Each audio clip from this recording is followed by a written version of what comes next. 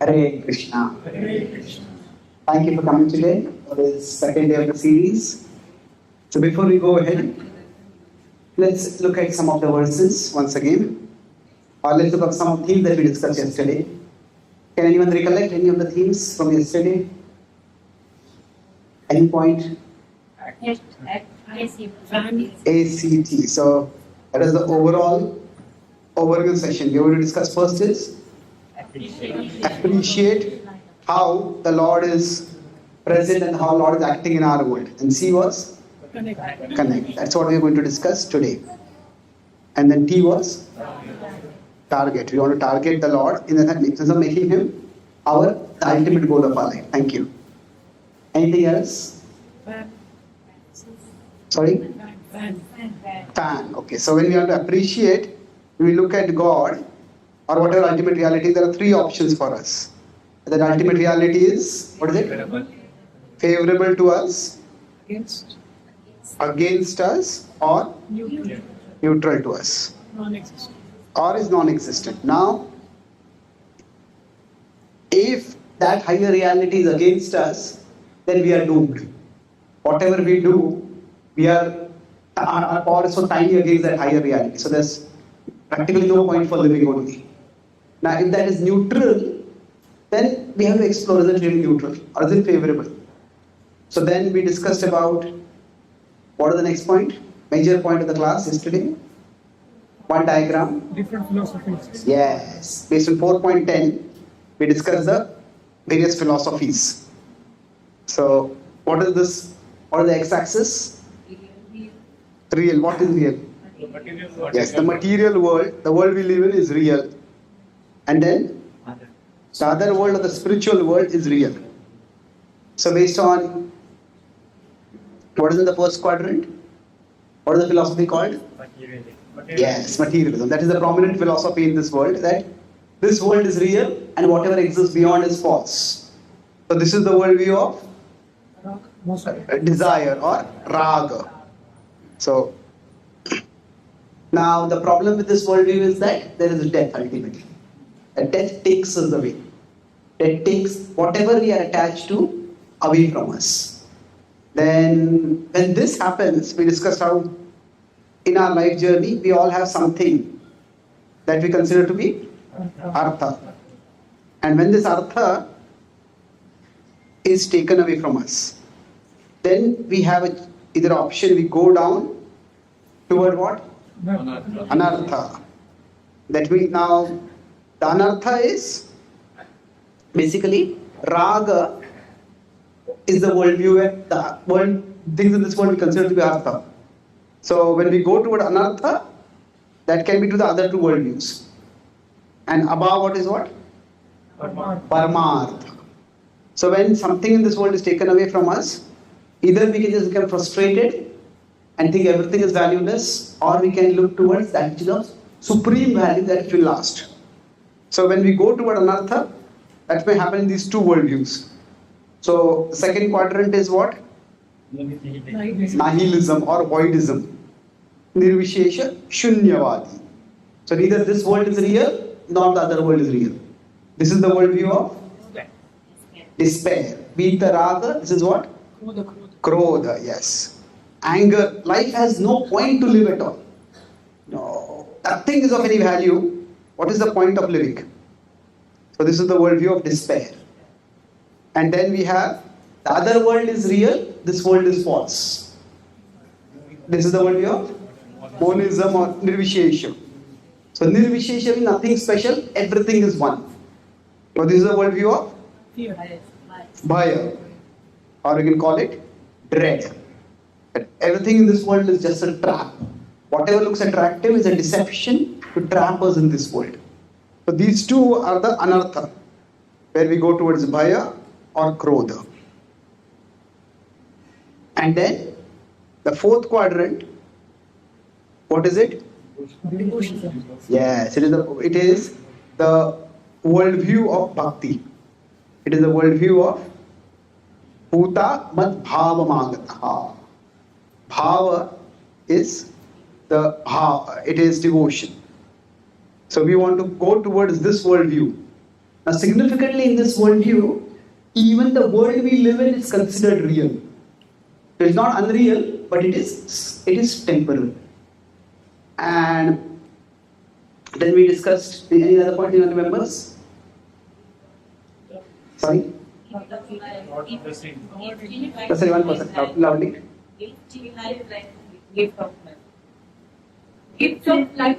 Yes, okay. That's you remember, all of you remember that. So when we talk about gratitude, we often think of the gifts what in life. I got this health, I got this job, I got this talent, so many things. But the gift of life is much more fundamental, and that itself is not. It is not, although we consider it to be commonplace, but there are so many factors involved. So we discussed in the 15th chapter the 3 levels we can appreciate it. What are 3 levels? Cosmos. At the level of the universe, at the cosmological level, then at the level of the earth, and then at the level of our own body. So the physiological level. So at the level of, if the sun were not existing, we would not exist. If the earth were not floating, the earth were not producing vegetation for us to eat, we wouldn't exist. If our body did not have the capacity to digest food, we would not exist.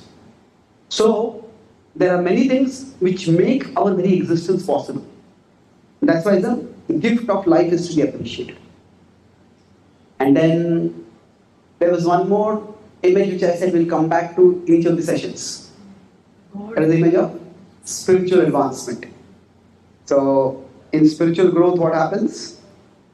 Initially, the world is big for us, and God is small for us. But as we grow, what happens? The world becomes smaller, and Krishna becomes bigger for us. So,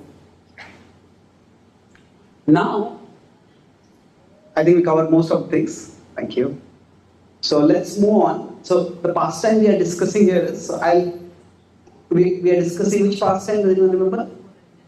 Puranjan pastime. Yes. I went into so much philosophy that the pastime might have been forgotten. But the point was, it was a starting point for us to get into the discussion. So, Puranjan. So I discussed about how Puranjan, in his next life, he becomes Vidarbhi. And then she is a devoted wife to her husband Malayadvaja. And Malayadvaja is a spiritualist who departs, who rules competently and then renounces the world. And then he departs in Samadhi. And while she is lamenting, at that time, the Lord comes to her. The Lord comes in what form? In the form of Brahmana. And he starts speaking to her, saying that, we have been. We've known each other for a long time. So, does anyone have a mic separately? We have a second mic? Yeah, I can just. So, we can just read some of the translations over here. So, you can take the mic, whoever would like to read. Maybe one verse, Prabhu can read, one other can read. So, yesterday, so let's read this particular verse.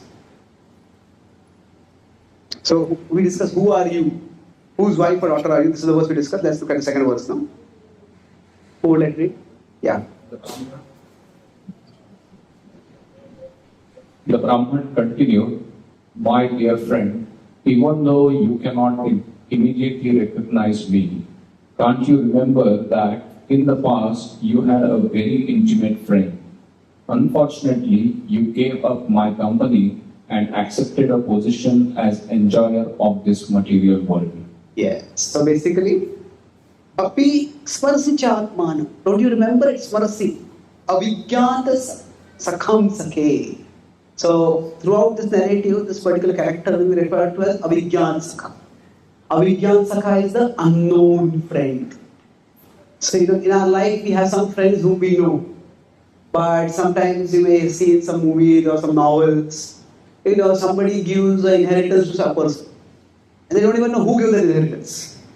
Like you have some unknown benefactor. So, if we have some unknown benefactor, it would be such a big blessing for us. And sometimes we are trying to serve a temple and somebody is a donor. One thing is to not want their name to be known to public. But even they don't want even the temple to know who is the Ganesh. It's something completely unknown.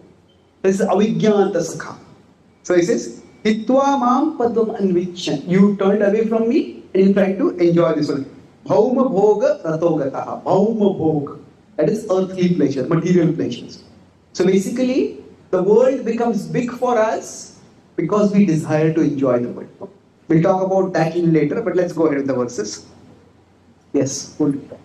My dear gent friend, both you and I are exactly like two swans. We fit together in the same heart, which is just like the ones are big.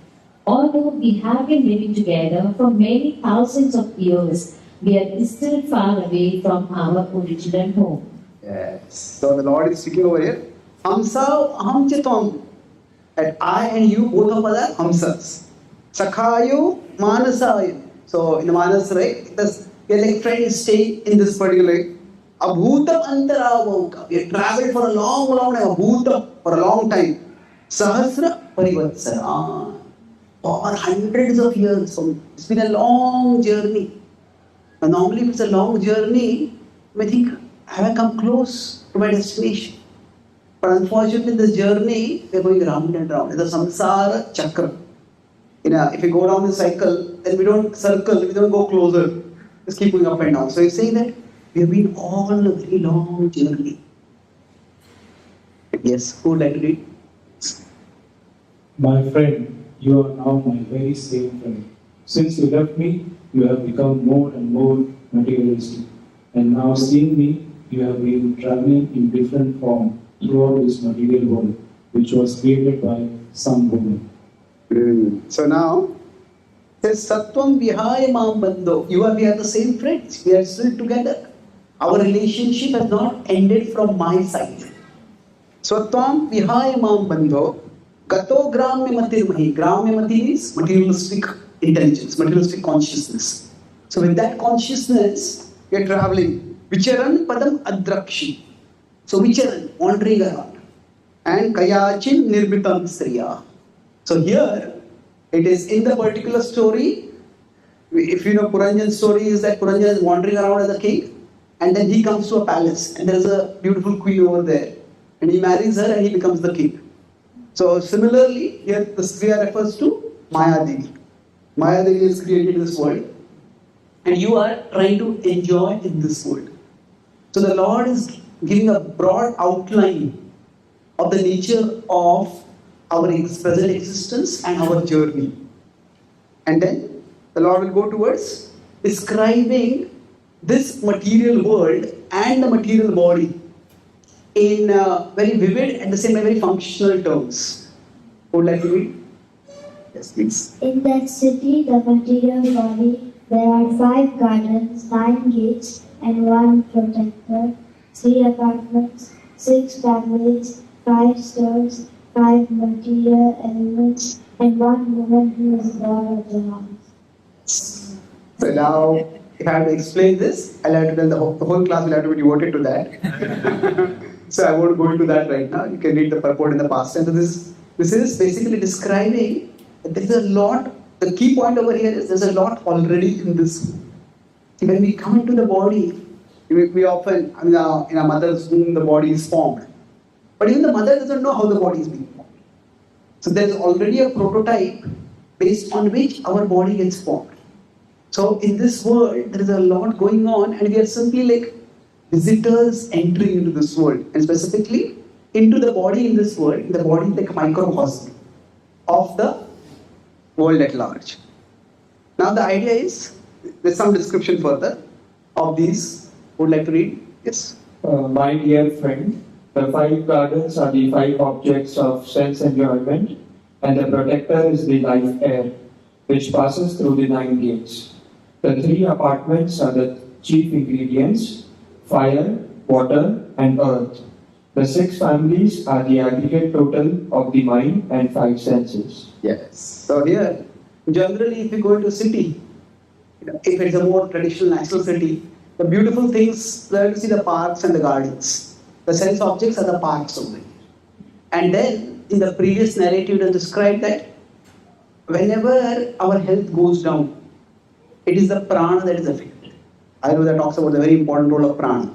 So prana is considered to be defender. The soul never dies, but even normally also when we look at the pulse of a person, we look at the breath of a person, the breathing stops, then we understand that life has ended. So prana is considered to be the defender. Then of course there are 9 gates. The body is frequently called as the city of 9 gates. Navadware Pure Dehi. And then there are the 3 apartments. Although there are many building blocks, Bhumi, Apo, Nalo, Vayu, but here the focus is on the more of the gross elements, earth, water, and fire. Now these are often associated with Kapha, Vata, and Pitta in some thought systems. And then, see, inside a city, there are some people who are active. So inside our body, ultimately the soul is there, but primarily it is the mind and the senses that are active. Krishna says, Manaha Shashthani Indriyani Prakriti Sthani Karshati. So most of us don't even know that our soul exists. What happens for us is, it is the mind and the senses that are active. So they are considered the families residing inside. Then, let's go ahead. The 5 stores are the 5 bulky sensory organs. They transact their business through the combined force of the 5 elements, which are better known. Behind all these activities is the soul. The soul is a person and an enjoyer in reality. However, because he is now hidden within the city of the body, he is devoid of knowledge. Yes. So, while all this is happening in the city of the body, there is the actual person that is meant to be the soul. But like right now, say, I am seeing you, I am knowing you, but I, the knower, am unknown to me.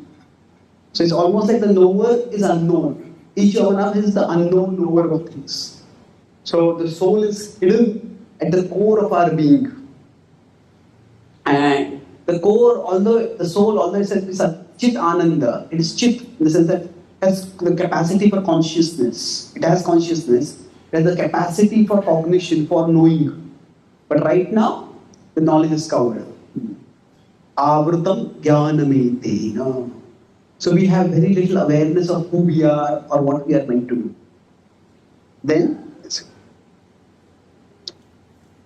go ahead, who would like to read? My dear friend, when you enter such a body along with the woman of material desires, you become overly absorbed in sense enjoyment. Because of this, you have forgotten your spiritual life. Due to your material conceptions, you are placed in various miserable conditions. Yes. So now here, the specific predicament why we are in a particular body is described. So Tasmin Stam Ramaya Spushto. Ramaya is that Rama refers to the goddess of fortune or of female. So this female represents the enjoying spirit that ultimately comes from Maya Devi. Because of that, we get caught in the body. It's like a child who is watching, say, a movie. Now, say the movie is a horror show. It's a horror movie. A child is perfectly safe at home. The mother is nearby, the father is in the next room. The child's consciousness is caught in the TV. Then the child will feel scared. The child will be alarmed. The child will scream, start trembling. And because the consciousness is caught over there. So, at one level, the whole arrangement, first of all, the TV set, and then what is broadcast on the TV set. All that is not created by the child. All that is created by someone else. So, but it's the child that is watching it. So, Purusha Prakriti Stodi.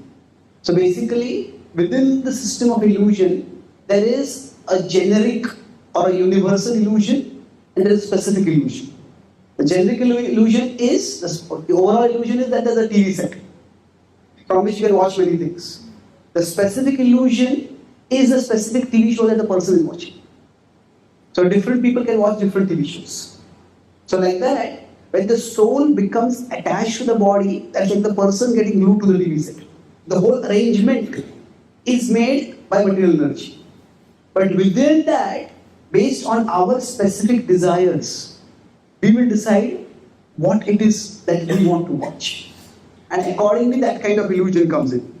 So, when you talk about the moha or illusion, So there is a general moha. The general moha is what? Basically, that which is temporary, we think to be long lasting, we almost think it to be eternal. That which is tiny, we start thinking it to be huge. The pleasure and the enjoyment, there's some pleasure, but we think it to be huge. We think that to be the goal of our life. Now the specific illusion, it depends on our desires. So for some people, if you consider how people get distracted, some people get distracted by cricket, some people get by politics, some people stock market, some people may get into romantic movies, some people may get into action movies. So like that, there are different kinds of illusions in the world. So like that, different people get caught by different things. So that's how, while in this world, what happens is, Dasham papiyasim prabho. You're placed in a papiyasim, Prabhupada translates that. It is sinful activities, but essentially, we may not think about it as sinful. The result is it seen in terms of the suffering that we get in this world. So now, let's listen. Okay, I'll tell the translation. We'll read the translation, then we'll go back to the verse. Yes, go ahead. Who would like to read? Actually, you are not the daughter of Vidalpa, nor is this man a Malayadvaja, your well-wishing husband. Nor were you the actual husband of Puranjali. You were simply captivated in this body of 9 gates. Yes. So, Natam Vidarbhas Duhita, saying that whatever identity we have right now, it's interesting, it's talking of our identity also changes in life. Most of our identities are relational. When we are married to someone, then the husband of so-and-so or wife of so-and-so. When we have children, then our identity becomes the parent of so-and-so, mother of so-and-so, daughter of so-and-so, son of so-and-so. Now when we are a student, we say, I'm studying so-and-so degree. We get into a job, I'm working in this company. So our identities keep changing.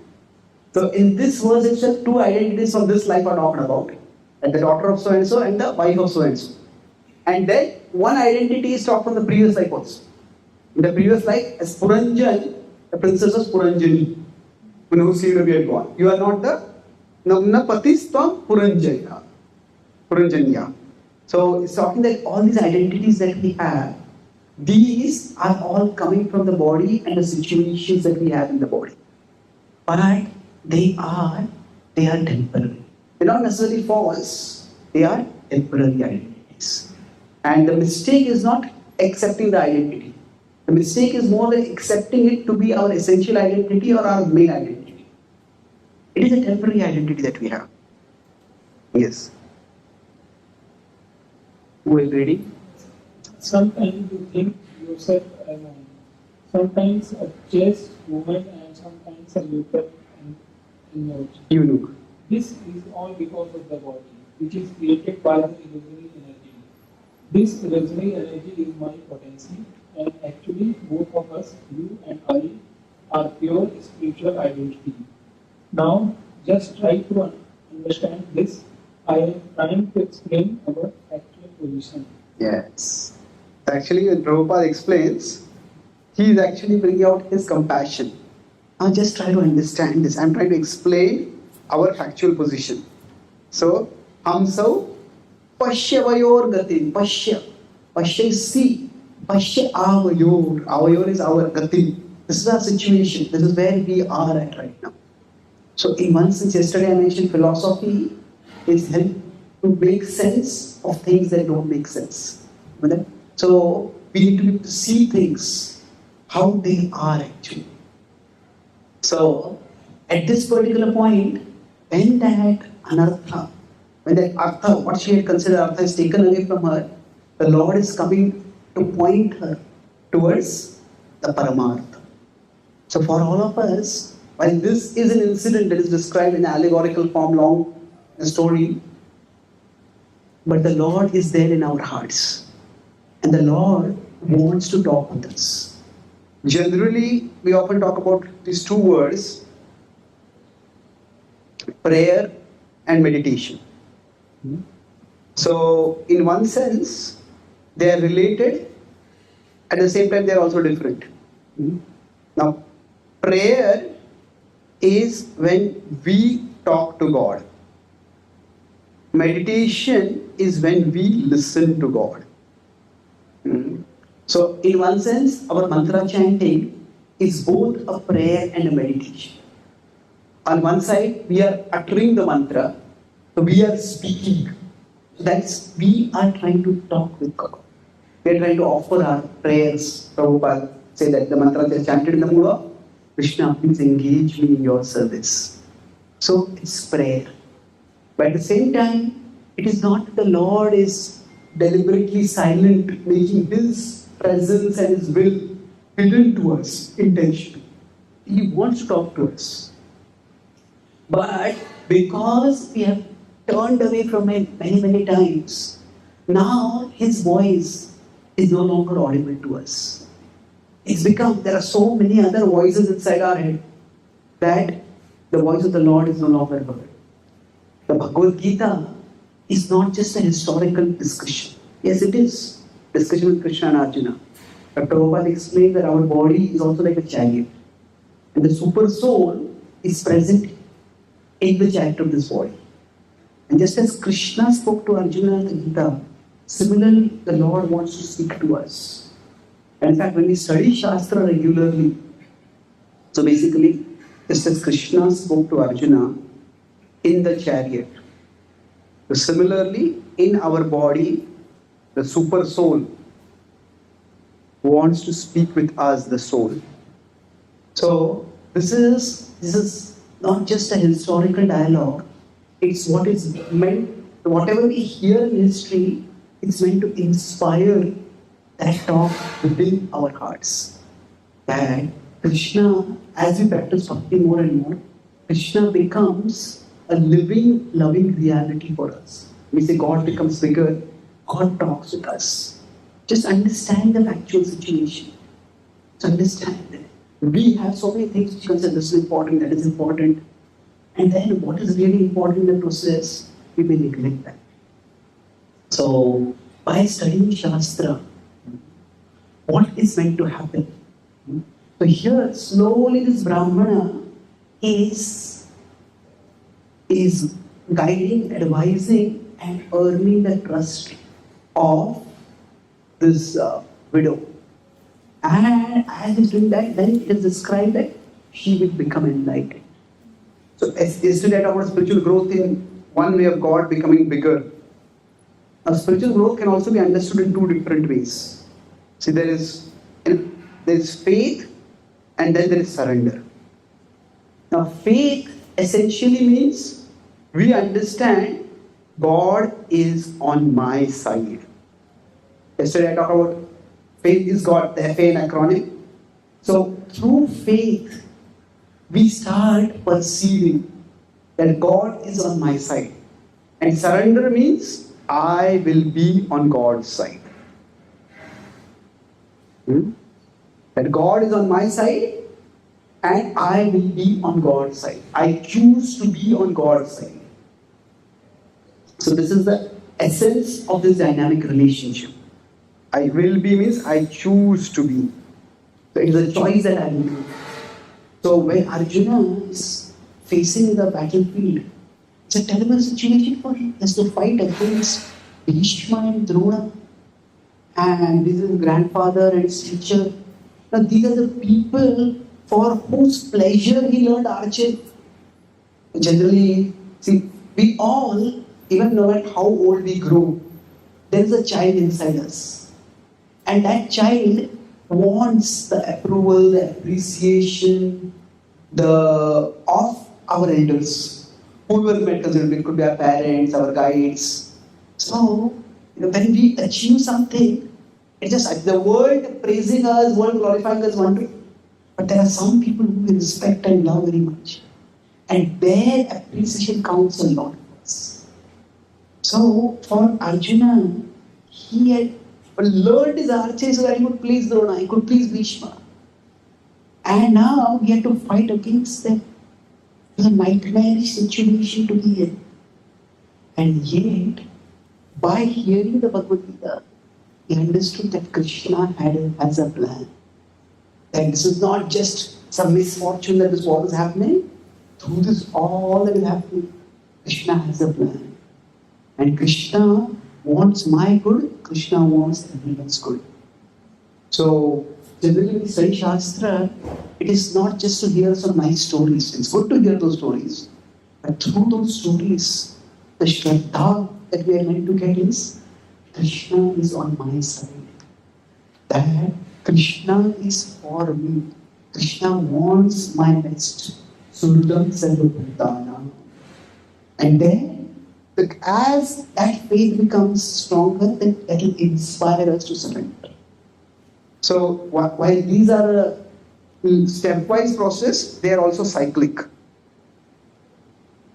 Faith inspires surrender, and as we start coming on the side of the Lord, we start seeing how things start falling in place. And then that increases our faith. So both of these grow forward. So here what is what is being told is that that Avijnan Sakha is here with you now. So the Lord is with us and the Lord is for us. So with this background, we'll look at the remaining verses in our tomorrow session. But let's move forward now. So we talked about appreciate, and now how do we connect with the Lord? What does it mean? So yesterday I talked about the gifts of life and gifts in life. See, generally, how does a child appreciate the love of the parents? Now, every child, you could say, has certain needs and has certain desires. So, now the child may need food, but the child may not value the food very much. The child may value some toys, or child may value some chocolate or some sweet rice. I mean, not necessarily nutritious food. So what happens is that the child will see the love of the parents in terms of the fulfillment of the desires, not in terms of the fulfillment of the needs. So, but what happens is, as the child starts growing, then the child starts appreciating. And even if this desire or that desire is not fulfilled, that what happens is, my needs are being fulfilled. So we could call it desires or wants. So basically, in one sense, the process of growth in normal life is that initially we consider desires more important than needs. But as we grow older, we start valuing the needs more than the desires. But that doesn't mean we give up our desires. We understand desires are important. But when our needs are taken care of, we appreciate that more. So just as this is the journey of normal growth, similarly, in the journey of spiritual growth, what happens is, for us, there are material gifts and there are spiritual gifts. So initially, we value the material gifts far more than any spiritual gifts. If our health is good, we get a good job, we have nice salary, we have good salary, all those things we value more. And Krishna doesn't reject or condemn that. Krishna in the 7th chapter he says, Chaturvidha bhajante mam janaha sukruti no arjuna. He said, all of these are sukruti because they are coming to me. Now, as we grow spiritually, what will happen is, we'll start appreciating spiritual things more than material things. So this is a journey of spiritual growth. So now, when we get material things in our life, we need to be able to see the hand of God. So, and gradually to connect with Krishna, like how does the child connect with the parent?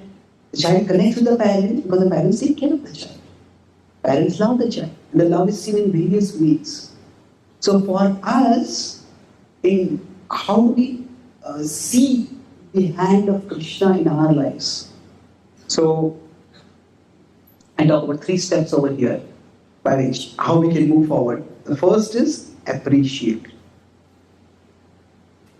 Appreciate means that this is more or less what I talked about yesterday, but it is that the many things that we have in our life, often we don't see God's blessings in our life because our mind, in everyone's life, there will be what we have and what we don't have. No matter how much we get, these two things are always going to be there. Even if we get a big house, from a house we get a mansion, but there will always be someone who has a bigger mansion than what we have. Isn't it? There will always be what we have and what we don't have. Now, if many times people think that I'll become happy when what I don't have moves into the category of what I have. And yet there's some truth to that. There are some things which we need in our life, we get them, it will bring some happiness. But the problem is, if our mind is locked into looking at what we don't have, then we will never be happy. So that's why happiness,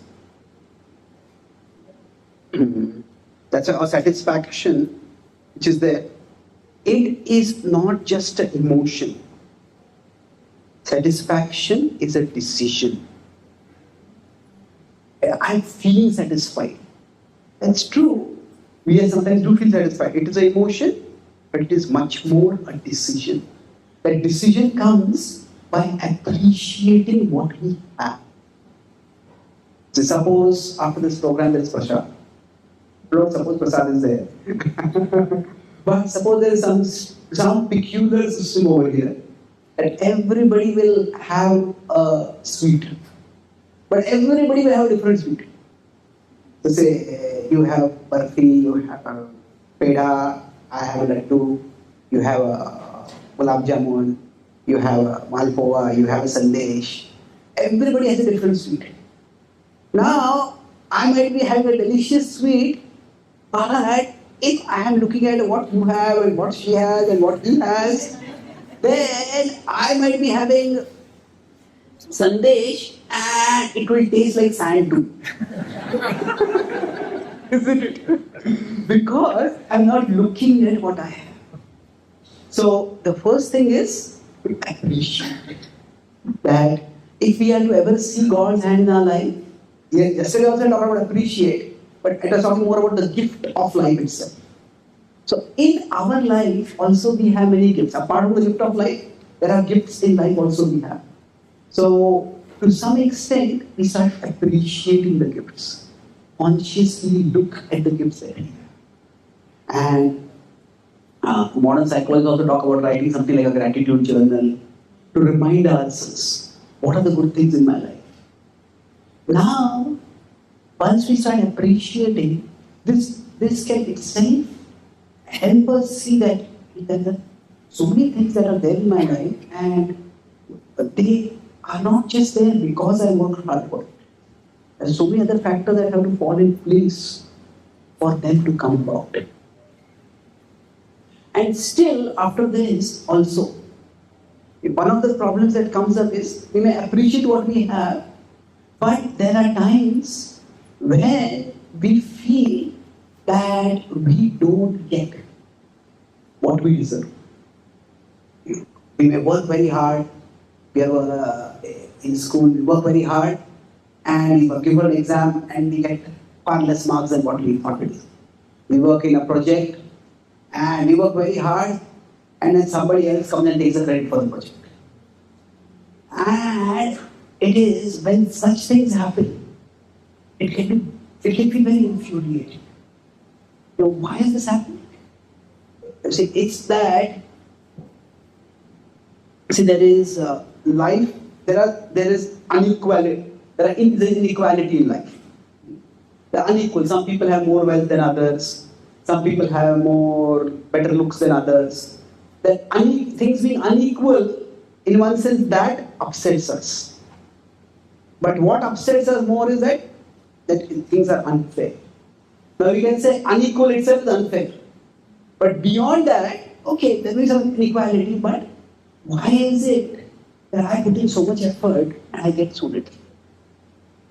So this is what often leads people to start questioning the world and questioning God. One of the biggest questions in theology, the study of God, is why do bad things happen to people? And it is a question which does not have an easy answer. Sometimes we might just use karma as a magic wand, but it's not that simple. And I'll explain how it explains and to what extent. We also have to have some humility about understanding how things happen. But broadly, what happens for us many times is that if we consider that if I put in work worth 100 and I get result worth 10, then it feels very unfair.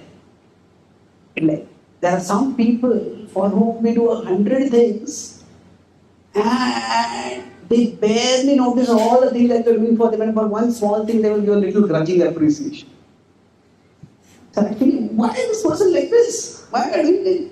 Why am I even here? Why is this person being so unfair? Now, it is true that such things will happen. At the same time, if we are honest with ourselves, we'll find that there are also times when we put in effort worth 10 and we get a result worth 100. Say we may find that we study a little bit for the exam and what we study comes in the exam and we get great marks. Or sometimes it happens that we join a particular team for a project and we join the team and the project is nearing the completion. And the project does very well and we get the credit for it.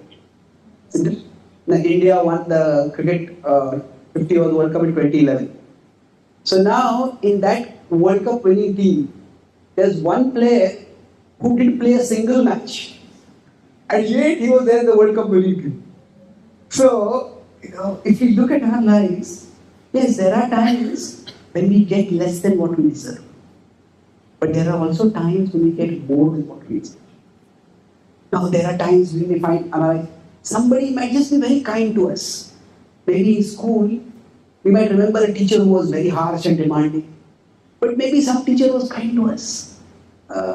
He or she went out of their way to help us. We all can think of such people like this. So, we can say, even if life seems to be unfair, in the long run, it is fairly unfair. Fairly unfair means that in the long run, things even out. This is not to say that terrible things don't happen in some people. For some people, there are more terrible things than others. That is true. But overall, things do even out. Now, most of you boys know I need crutches for walking. I got polio. I got polio when I was 1. My mother took me to a clinic for getting a polio vaccine. And somehow it was a small town in Maharashtra, and there the fridge in which they had kept the polio vaccine, the power supply had gone on for that night. And because of that, the vaccine, the polio multiplied over there. Not the vaccine, the germs multiplied over there. And the vaccine ended up giving me polio. So I was just walking along, one day I just fell down and I couldn't walk anymore on the other. Now I don't remember any of this. But my first memory is probably I was 2.5 or 3 or something. And some distant relative had come to our home. And she was consoling my mother, saying, "You're so sad, your son got polio." And I remember my mother speaking a very calm, very clear, confident voice. Whatever he lacks physically, God will provide him intellectually. Now, I had no idea why my mother said that. And my mother passed away soon after, so I didn't get to ask her. But somehow that stayed with me. And then as I started going to school, I started studying. I couldn't play outdoor games like most kids. But I could notice that when I started studying, I could understand things very quickly. I could remember them much more than others. I could articulate things much better. So somehow it settled in the back of my mind that I can say I didn't deserve anything to have polio in one leg. But I didn't deserve anything to have an IQ better than others. So it is not that I knew any philosophy of karma at that time. But the point is that life, when we look at the way things work, there will be times when we get less than what we deserve. But there will also be times when we get more than what we deserve. So if we look at the bigger picture, then normally we say, if I am polite to you, I'll expect that you should be polite to me. But if I am polite to you and you are rude to me, now I have two options. Either I think you are a crazy person, or I think maybe I have been rude to you in the past and I have forgotten, but you are not forgotten. Maybe there is something more going on. Maybe it might not be I might have been rude. Maybe I belong to a particular community and somebody from my community hurt you in the past. And that resentment, that anger, that now you are taking it out on me. So basically, when things don't make sense, at that time, either we can come to the conclusion that things don't make any sense at all, or we can come to the conclusion there must be something bigger going on. There was something going on that I am not aware of, because of which this is happening. So essentially, what happens is when we are getting, say this particular thing is happening for us, we could say that at this particular time, there is something coming to us from behind. So there is some negative karma coming from the past. And because of that negative karma, our present positive karma is getting minimized. That's why we put an effort of 100, but we get a result only of 10. On the other hand, here what is happening is, here some positive karma from the past is coming in. And that's why we put a little effort and we get a lot of results. So many times, the philosophy of karma, so it is, the emphasis is given on judgment. Whatever you do, you will be held accountable for that. Whatever you are suffering, it's your own karma. Now, that is one aspect undoubtedly, but that is not the emphasis of karma. See, Krishna, when Arjuna has to fight against Bhishma and Drona, although Krishna is God, Krishna doesn't go into any esoteric previous life story, telling Arjuna, you were so and so in this life, and Bhishma was so and so, and Bhishma did that in that life, and you did that in that life, and because of that you have to fight sin. Krishna doesn't go into any special revelations like that. If you focus on karma primarily as a system of justice, then it raises many questions. That if I am punished for something, then at least I should be told what was the wrong that I did. But we don't know that. So thinking of karma as a focus on judgment, that is true, but that is not the primary focus of karma. While this may be there, the essential focus of karma is encouragement. How encouragement? What the karma philosophy assures us is, our actions matter, even when they don't seem to. That I am treating this person well right now, but I am being kind and polite with this person, but still this person is being rude to me. So I can come to the conclusion, what is the use of being kind and polite? But no, my kindness and politeness, it matters. So sometimes we may do a karma and we may not get the phala. But that doesn't mean doing the good karma is useless. It just means that something from the past is affecting us right now, because of which we are not getting the results. But the past negative phase of karma will not last forever. It will end in time. So, now basically, when we see that if I do good and I get bad, so there is good action and there is a bad result. Now basically, there are broadly two options for it. We can go to two extremes of pendulum. One extreme is to say that there is no cause effect at all in the world.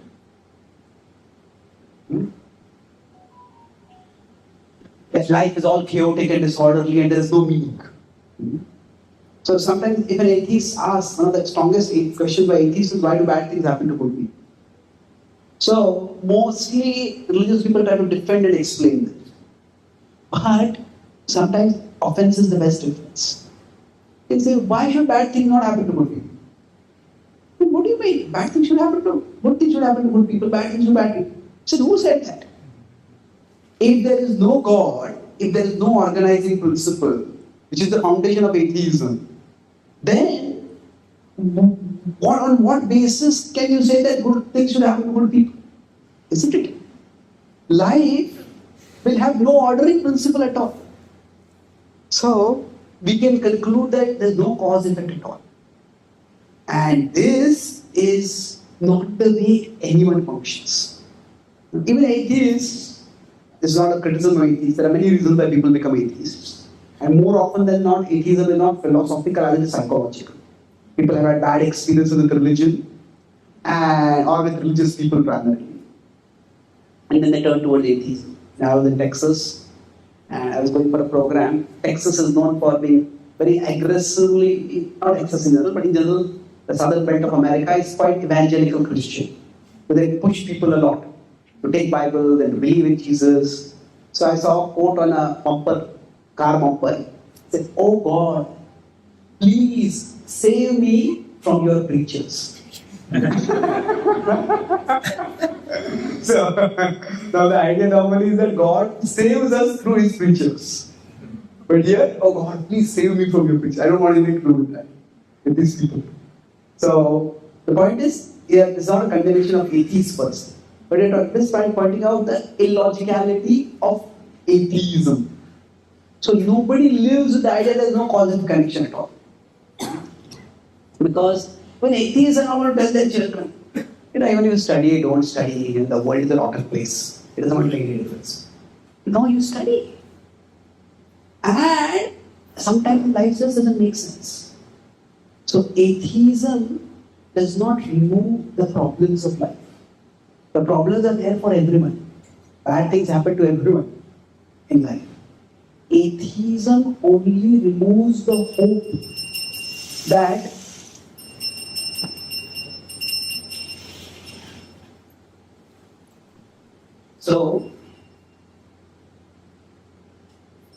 atheism, what it does is removes life's problems. Does it do that? Now, no philosophy is going to remove life's problems. Life's problems are going to be there for atheists, whatever we have. What it does is, it cannot remove. What it does is, it removes the hope that life's problems have some purpose. They have some meaning.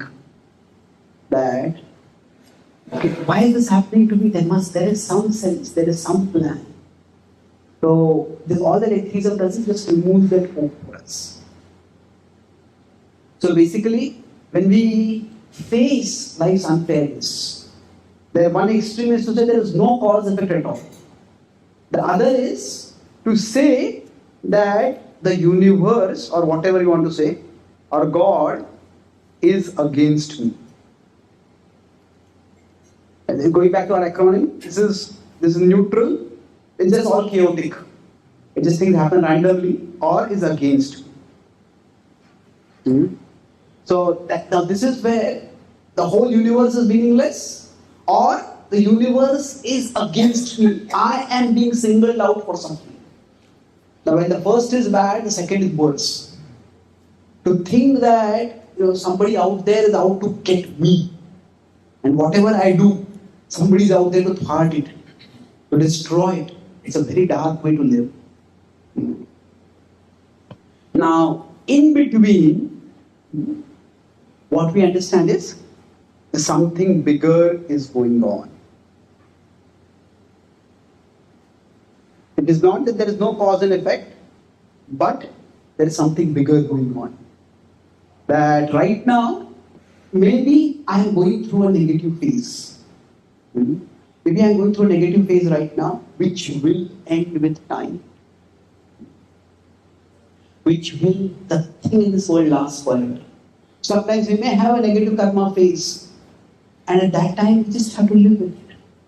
But no negative karma phase lasts forever. So, as we talk about the acronym ACT, so A was appreciate the gifts that are there. And P is persist.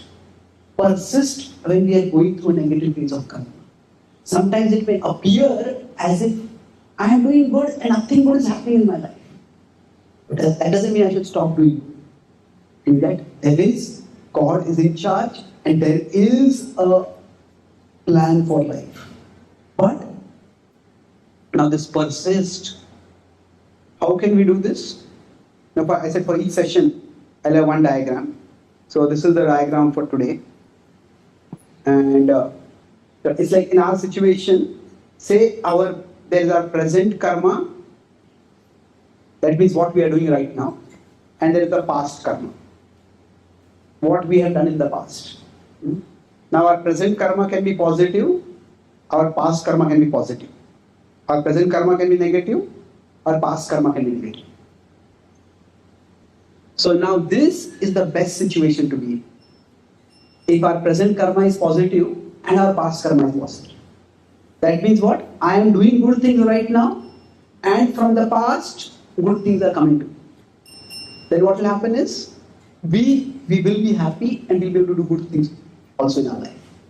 It's the best situation to be in. Now, let's look at these various situations. Now, if our past karma is negative, or let's try to understand this dynamic before with the example. Say, suppose there's a city in which, in a bank, a lot of cash is brought.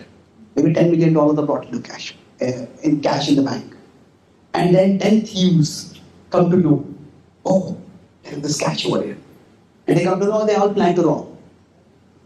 Now, all 10 of them plan to rob the bank, but various things go wrong and 9 of them fail. And 1 of them succeeds. Now, why did this one person succeed and everyone else fail? It was because this one person had some good karma in the past. It requires good karma to do bad karma. But to do bad karma means to be successful in what we do. See, in general, if we are honest in our lives, we understand that success requires factors beyond our control to fall in place. Like you consider cricket or in sports, the players have to perform well, but so many other things have to fall in place for victory to come about. So, our present karma, it has to be important, but then the past karma has to fall in place. So the thieves, now the thief who succeeds in robbing the bank. Now, if that thief had instead developed the skills and developed the aptitude to do some project, to do some work, by the past karma, that thief would have been successful in that also. So basically, because of past karma, success was going to come. But by the present karma, the person decided what I want to do, is it going to be good or bad? So basically, the results that we get in our life, so in general, I give the example of 100 plus 5. But most often for what happens for us is that whenever we get any phala, that phala, there is present karma and there is past karma. And both combine together to give the result. Now sometimes it can range from the past karma may be 100 and the present may be 0 practically. Like say, somebody is not only born in a wealthy family, but somebody is born in a healthy family with great looks and with a great IQ. It's almost like they just get propelled towards success. It's never 100 to 0. You could say it's 99 to 1. They have to put in, they have to do some good work. Now the other extreme could be the past is only 1 and this life is 99. That means somebody is born in a very bad neighborhood, maybe they became orphan in their childhood and they suffered various kinds of abuse. and still they worked hard, they got some scholarship, they did a job while studying, and then they rose to become successful. So this combination of how much past karma and how much present karma, we don't know how it is going to work. And this can also change during different phases of our life. Sometimes it may be that a lot of things fall in place for us. And sometimes, so that means present we have to do very little and things work out. And sometimes a lot of things fall out of place. So we do a lot and still we get little result. But basically, life, the results that we get are a combination of present and past karma. So when results don't seem to be coming, it is not that God is unfair or God is non-existent. It is that something bigger is going on. Something from the past is affecting the results that are coming for us. So now, if we go back to this, with this understanding, let's go back to this quadrant. So, if the person has negative past karma and negative present karma. So, negative past karma means that person will be relatively powerless. The person, because of positive, negative present karma, that person will be bad. They will want to do bad things, but because the past karma is not there, so the person will be bad, but will be very powerless. Like somebody decides, I'll become a criminal. And they join the underworld and think, I'm going to become the next underworld don. And the first robbery that they make, they are arrested, and for the rest of life, they go to jail. So, that person may want to do bad, but if the past karma is not good, they can't do much bad. Isn't it?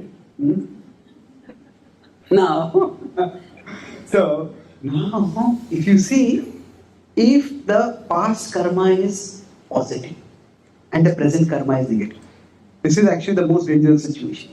A person is bad and the person is powerful. So, this is the most dangerous. This is where many tyrants, many dictators, many terrorists, so they have some past good karma because of which what they do will be successful. But right now they are doing some bad things. So now basically for us, if we understand that God is in control and there is an action result correlation, then basically we rule out this whole quadrant.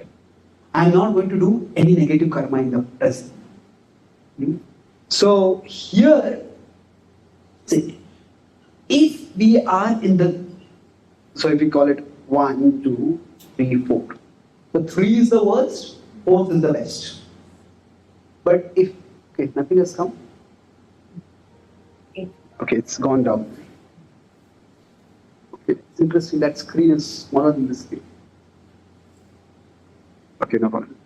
So if we are in this quadrant, when we are doing some good things, but we're not getting good results. So this is where we need persistence. Persist. That because of some negative karma from the past, I'm doing some good, but I'm not getting the results. It's like a child may be behaving very nicely, but the parents withhold some privilege from the child. They say, no, I did my homework, I did this, I did this. But the parents may say, you were naughty in the past. I did big naughtiness, that's why you're not getting these privileges. The child may think, oh, I did this, you should give me this now. But there's something from the past coming up. So, this is where persistence is. Krishna says, Karmanne Valikaraste Mahapadeshu Kadachan. But because our phala doesn't come only from our present actions. It comes from present plus past actions. But when we are going through this world, so the topic I was discussing today was about connecting with the Lord. Connecting with the Lord, I'm not talking about bhakti right now, I'll be talking bhakti more tomorrow. For most people, as I said, like a child doesn't really understand the fundamental needs. Child looks at the desires, am I getting them or not? Like that, for most of us in this world, the material things that are happening in our life, they at a functional level matter much more. And if things are going wrong in that area, it's very difficult to keep our faith steady. So we need to be able to make sense of this. Now the last part in the acronym, I'm not going to elaborate on this. We're talking about APT. So T is transcend. Now transcend means what? We start valuing the spiritual more than the material. That it's like a child starts understanding that the toys are not that important. That material things and the ups and downs that happen with it, they are, from the spiritual perspective, ultimately, they are temporary. But we cannot come to this level immediately. It takes time to come to this level. So, and Krishna also doesn't expect us to come to this level. So with the karma philosophy, we understand if things are not working, that doesn't mean that God is against me. It just means I'm going through some negative phase right. So one way to persist is by just pushing on. But another way is, okay, all this is not that important. It's like one essential meaning of transcending. What does it mean? We start understanding that the thoughts inside are more important than the things outside. That the things outside are important. I want health, I want wealth, I want social respect and all these things. I want a good house, I want these things. But the thoughts inside are more important. So by the practice of bhakti, bhakti, what it will do is, it will improve the quality of our thoughts. Now, will the quality of our things improve? That depends. Now, karma and bhakti can overlap in quite puzzling ways. When we start practicing bhakti, we start chanting Hare Krishna, we start remembering Krishna, then that remembrance starts elevating the level of our thoughts. And that elevation of the level of thoughts starts giving us satisfaction internally. So the material things start mattering less for us. Right? That's how, whether we are going through good karma phase or bad karma phase, our connection with Krishna keeps us satisfied. Bhaktivinoda Thakur says in so many songs, Sukhe Dako, Dukhe Dako, Sukhe Dukhe, or Grihe Dako, Vani Dako, Sampatti Vipatti. These dualities, a devotee becomes steady in them because the connection with Krishna helps us realize the state of things in the outer world matters, but the state of thoughts in my inner world matters even more. And Krishna is always there for us to remember. And if we remember Him, He enriches our thoughts. And by that enrichment of our thoughts, the external, whether there is enrichment or lack of enrichment, that doesn't matter so much. So Krishna is there within our hearts, calling us. He wants to give us the higher vision by which when things are going wrong, it is not that Krishna has abandoned us. It is that Krishna is with us, but it is He wants us to abandon the illusions that make us think that He has abandoned us, that it is we who have gone away from Him.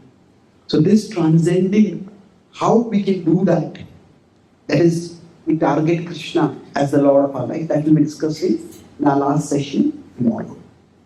I'll summarize what we discussed today. We discussed broadly the past time. We read through various sections and how the Avigyan Sakha is guiding, saying that we have been together for a long time. Now we are caught in this body and the illusion, but we are still far away from home. Just turn towards me now. So how do we turn? Today our focus was on how to connect with the Lord. We were discussing the acronym ACP. So now yesterday in my session I talked about appreciating the role of the Lord in terms of the gift of life. But today I talked about it was APT. T I didn't focus on. A was what I focused on. A was what here? Appreciate in terms of the gifts in life. Gifts in life is that for all of us, there will always be things we have and things we don't have. What we have and what we don't have. So appreciate means that if our vision is locked onto what we don't have, we can never be happy. So what we want to do is turn our vision over here. That is what will help us to be happy. So appreciate what we have, cultivate gratitude. But still, it may feel that life is unfair, and that's where the major part of the session was on persist. So, why do we need to persist? Because normally we may say karma means I do action and I get a result. And it is true at a certain level that if I eat cold food, I may get a cold. So action result correlation is there. But when it doesn't seem to be there, then at that time, if I'm doing a large action and I'm getting a tiny result, then what does it mean is there is something negative coming from the past. So 110, so minus 10. So the point of karma is not so much judgment. You did wrong and you will punish for that. It's more of encouragement. That what you are doing, even if the results are not coming, that doesn't mean that life is pointless. It just means that we are going through a negative phase right now. In this connection, we discussed the diagram over here, two diagrams. One was the pendulum. When we do good and we get bad. Either we can say that all life is meaningless, or the life is against me. Now both of these are really not hope-giving doctrines.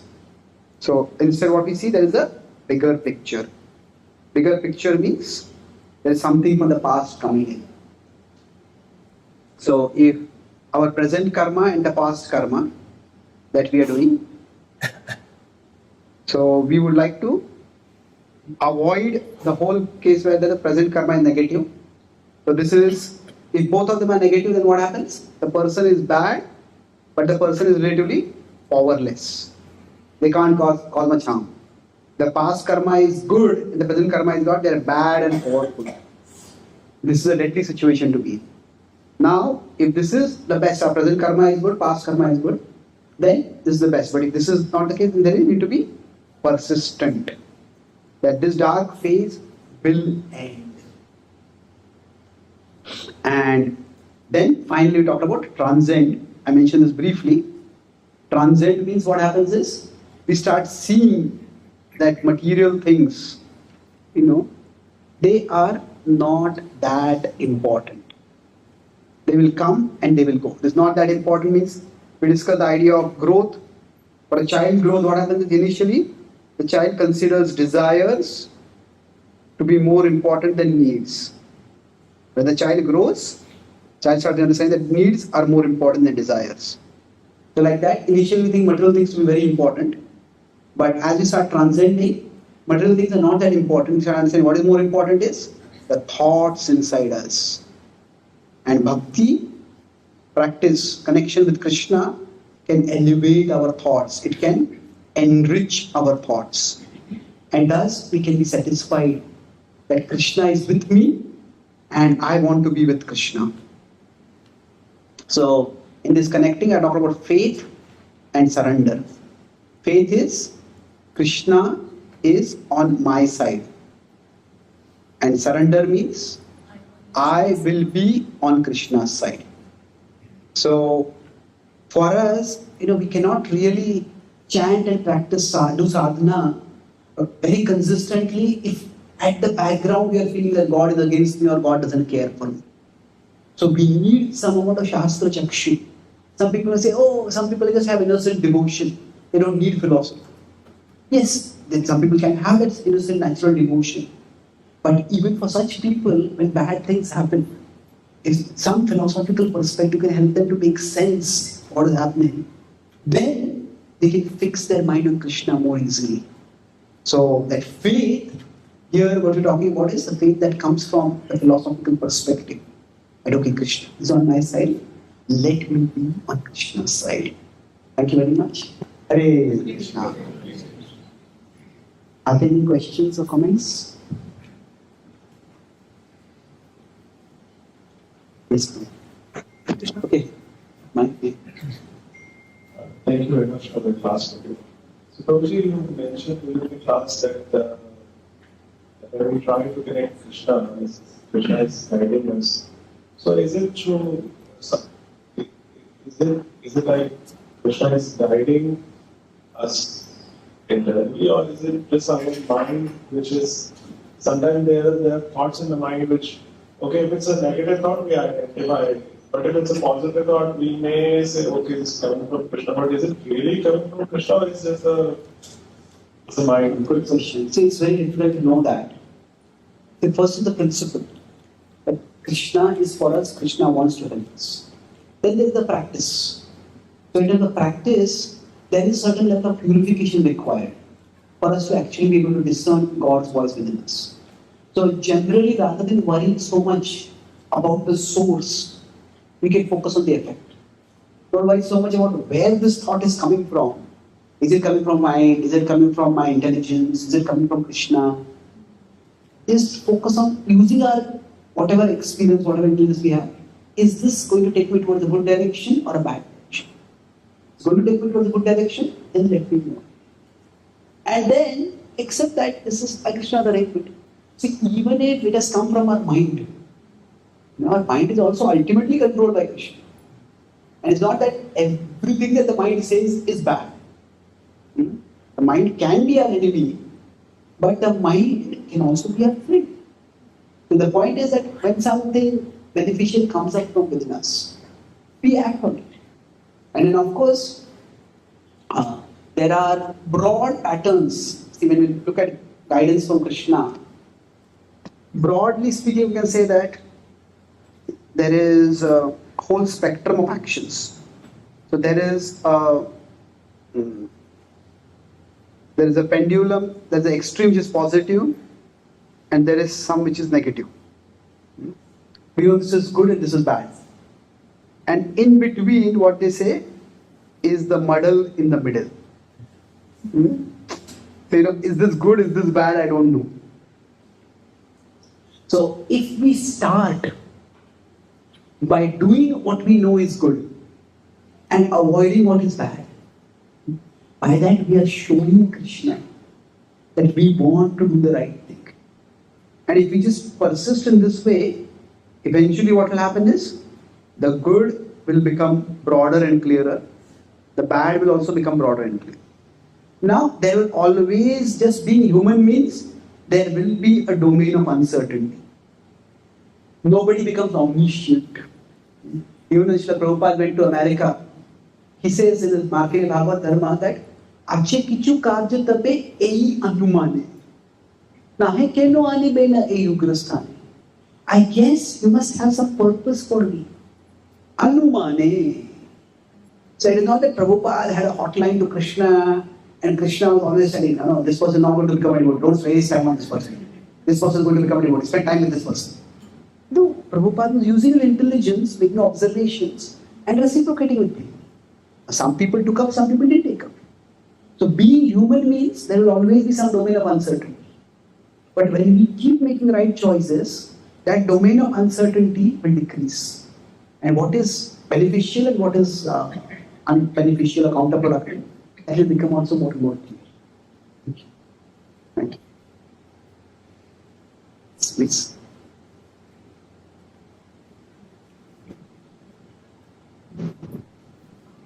Hare Krishna Prabhu, thanks for a very thought-provoking class. Prabhu, on the concept of persist, Prabhu, material experiences can sometimes also shake your faith. So when we are saying persist is sometimes, Prabhu, we are also going to be persisting to advance on the material side. Like, for example, we are working and we go back and we face a bad experience, immediately we are also questioning, why is it happening to me?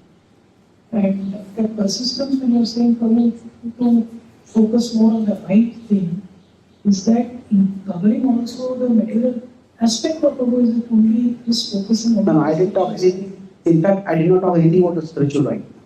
We're simply talking about karma right now. So, transcend is where we'll start talking about the spiritual. And tomorrow I'll also talk about why this radical differentiation between the material and spiritual. is sometimes not very helpful. We differentiate, there's a value in the differentiation. I'm simply talking about material and spiritual here in terms of, positive and negative karma in terms of the action that will lead to some good and the action that will lead to some bad. So when I'm talking about positive karma also, now positive karma can be in an ethical sense. That we understand that, say, eating meat or killing animals, that's bad. But when I am talking about positive karma, I'm also talking about it in a functional sense. Functional sense means what? Say somebody is rude to me and I choose to be rude to them. It's unlikely that that's going to make things better. Functional sense, I am polite. Now, is that all that is required? Sometimes you have to stand up for ourselves. Sometimes we can't just be polite, we have to be firm also. So, positive karma means what will make things better. That with our present understanding of things, we have to evaluate what will make things better, and we do that. Now, do we always know what will make things better? Certainly not. But is it that we never know what will make things better? No, that's also not true. There are always some small steps we can take. So in that sense, persistence is that broadly, again going back to this diagram, in broad patterns we know what is going to make things worse and what is going to make things better. So we try to keep doing the things that will make things better. When Abhimanyu is killed, at that time Arjuna is shattered. And Arjuna is lashing out at Yudhishthira and Bhima especially, saying, "Are all your weapons just ornaments? Could not one of you protect my son?" They are already feeling terrible. Arjuna's words are like whiplashes on their face. At that time, Krishna pulls Arjuna into a side hug. Krishna says, "O Partha, in this world, bad things happen to everyone. The wise and the unwise.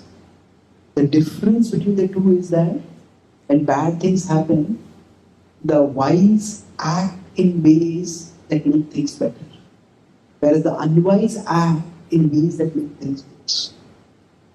So, "O Partha, your brothers are in pain at the death of Abhimanyu, just as you are. Please don't speak words that will increase their pain. Please don't speak words to increase their pain." So Krishna isn't going to elaborate philosophy about, or some, again, past life karma was Abhimanyu and why did this happen to him. But Krishna focuses on is, this situation has come now. Now, infighting among the Pandavas, blaming each other, it's only going to make things worse. So now what can we do?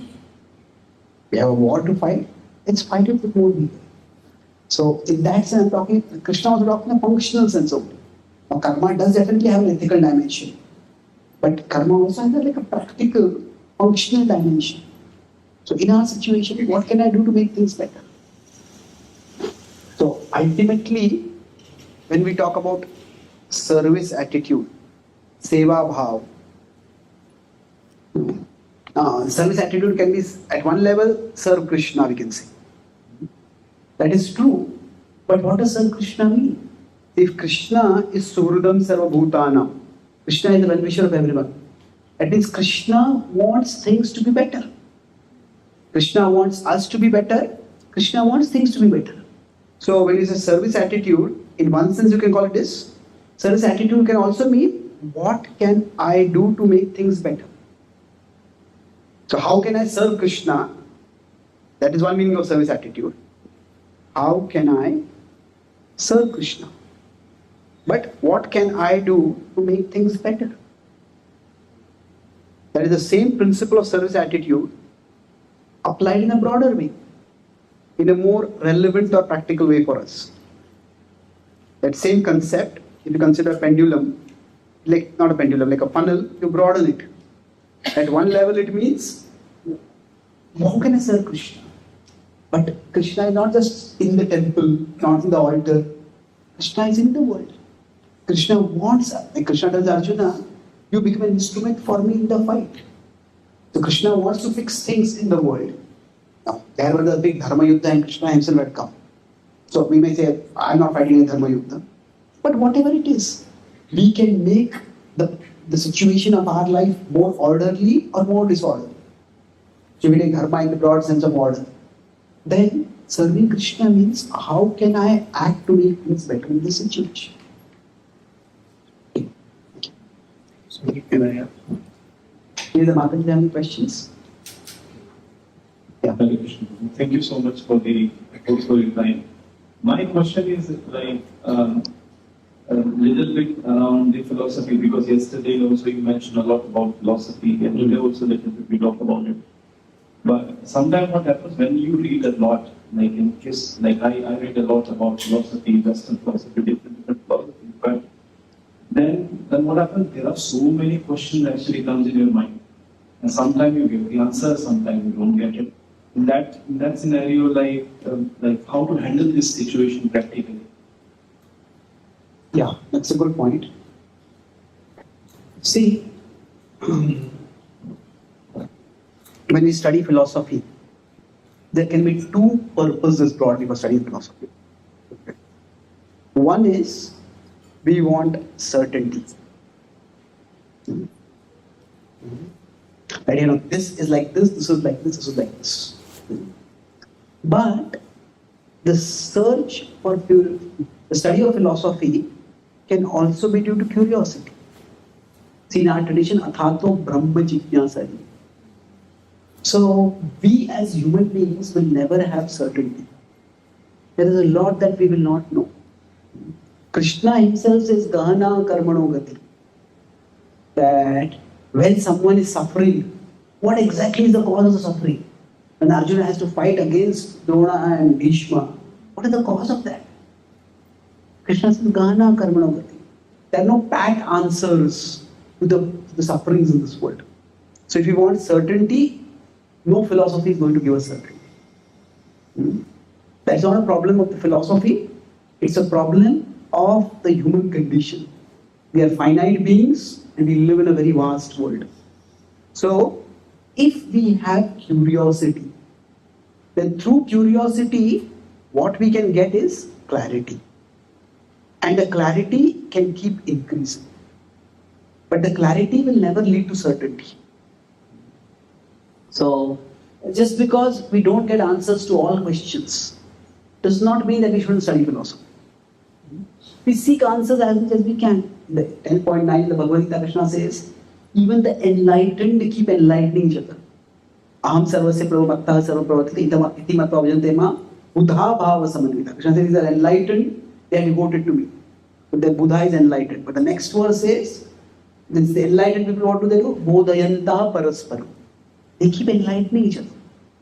Because reality is endlessly complex. And we keep learning. So, if we have a philosophical inclination, then we should try to associate like-minded devotees who also have philosophical inclination. And they will appreciate our questions, they will give us some insights. If we are philosophical and the people around us are not very philosophical, then they will not appreciate our questions very much. They'll just find it intellectually irritating or whatever. So we need like-minded association. But yes, we should. Just because philosophy can't answer everything doesn't mean that philosophy should not be studied. It means that there is a human search for understanding that is ongoing and you can keep learning more and more. Okay. Yes, so take two questions. You have a question? Yeah. Yes, also one question. We discussed about the persistence and transcendence. So, like certain times when the times are very trying, persistence takes a beating, and takes a beating in the sense that it becomes shaky, the persistence, and we also discussed about transcending. So sometimes we may make this as an excuse, oh, this is not for me, better to transcend. So is it a trap that keeps us away from our persistence? I think I'll have to discuss this more elaborately tomorrow. But persisting does not necessarily mean doing the same thing again and again. Persisting means we try to do the right thing. But what is the right thing can vary from person from time, place, circumstance. Isn't it? That if you consider the Pandavas always try to follow Dharma. But in general, when we are having difficulties, broadly there are three options for us. There is, we can mitigate the difficulty. I use the acronym MET for this. When we have met a wise person, we have met wisdom, then we mitigate the problem, we emigrate from the problem, or we tolerate the problem. Now these three broad options are there. And say, we look at the Pandavas, when Bhima was poisoned, they tolerated it. Isn't it? Yudhishthira said, don't make it a big issue. Maybe Bhima is just a bit insecure. That's why I did something like this. Now, when there was the fire in the house of Lac, in the palace of Lac, what did they do? They didn't go back to confront the Pandavas, the Kauravas. They emigrated. But eventually, when both Draupadi was dishonored, and then Krishna was dishonored, they attempted to arrest Krishna. Then they decided we have to fight a war. So the right thing is not necessarily the same thing. So when we say persist in doing the right thing doesn't mean the same thing. In different situations, different things are the right thing. So we always persist. We have to use our buddhi to determine how to persist. So when I'm talking about persistence, it's more persist is more in the principle that I will do the right thing. But in terms of practice, what is the right thing?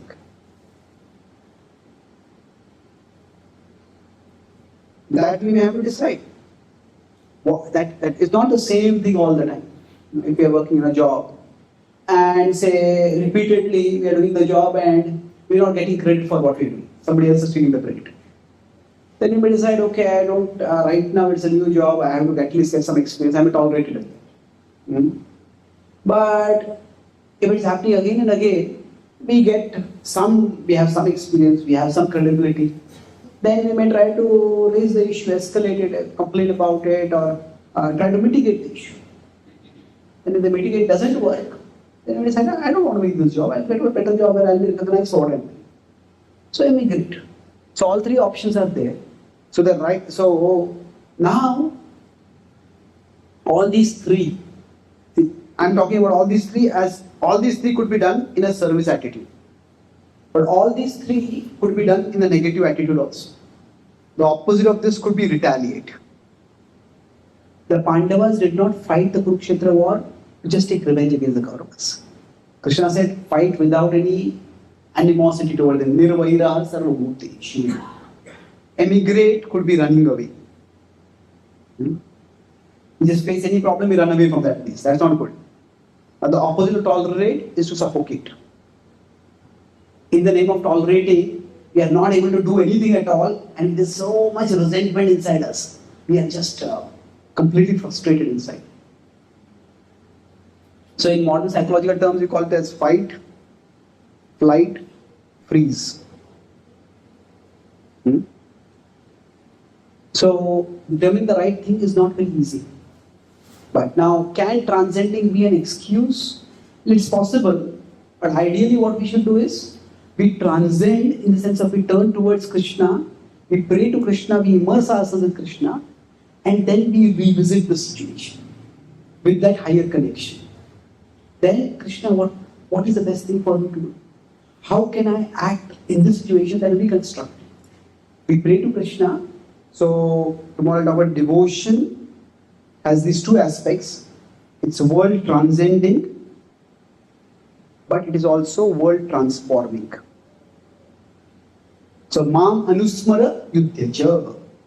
We remember Krishna, that is we understand what is happening in this life. It's not only because this person is a terrible person, or this company is terrible, this country is terrible, or I am terrible. That is just a material vision. And there is some truth to that, but that is not the complete reality. So we want to transcend to get the bigger picture, connect with Krishna.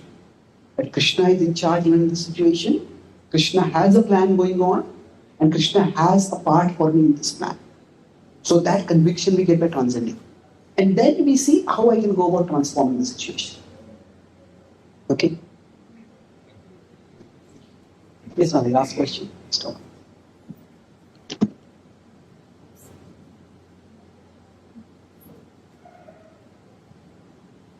Guruji, we are talking about the past karma and present karma, the results, like if negative past karma are there, how much we do, the result might be small. But in this case, the faith can be shaken, right, Prabhu? So, like, whatever good we are doing, the results are not coming. And some people may give up on doing the good things. So, how to convince such things to the people who really don't understand this concept? It's difficult, it's not easy. The first thing is that our attitude should not be trying to convince them that God is right and don't blame God. Our attitude should be we want to help them. As a part of helping them, we are offering this philosophical perspective. If people see that we are using their suffering as a means to thrust our philosophy down their throat, then they will not accept it. So our goal should be that yes, life is complicated and sometimes we just go through difficult phases. Now ultimately we have to make one choice, that is life meaningful or is life meaningless? Is there some order in life or is life completely disorderly and chaotic? So if we accept it's disorderly and chaotic, then that has certain consequences. That is psychologically quite damaging to live with. So we all have some understanding that there is some order. So we offer that this is a resource by which you can make sense. You can try to make sense when things are not making sense. So then, we can try to help them look back at their own life. When they went through a good phase, if we are alive, that itself means that there are more things right with us than wrong with us. There are more things wrong, we will just fall dead in 1 minute. So yes, we might be going through a bad phase right now, but if you look at our life, surely every one of us can think of some phase in our life when we did get more than what we deserved. Let me say we got some lucky break. Like somebody say, I worked very hard and that's why I got this. That may be true. But say some student worked very hard and they got some scholarship. Now we may say, I worked hard, that's why I got the scholarship. But no, there was somebody who set up the scholarship. Isn't it? That is an act of kindness from that person. We may have studied by which you got qualification for scholarship. But qualification is not earning, isn't it? Its scholarship is not a salary. So that was a lucky break for us. So we need to guide them to see that this life is bad, but that life always be bad.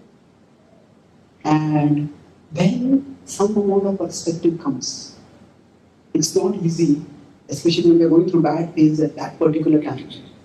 But if we can help them to see that basically, amid difficulties, we can either catastrophize. Catastrophe means that, this is a natural earthquake, this is a tsunami, catastrophize. We can either catastrophize, everything is terrible, or we can contextualize. So catastrophizing leads to problems. Our mind worsens the problem. Contextualize means, yes, in this phase, in this context you see this is terrible. It does seem unfair. But then look at some other context in your life. Were things not better? Did we not get things more than what we deserve? So if we can help them contextualize, then it is relatively easier for them to also see, to not lose hope at that point. So thank you very much. Kantraj Srimad Bhagavatam ki Jai, Srila Prabhupada ki Jai, Gaur Bhakta Vrinda ki Jai, Jai Gaur Premanande.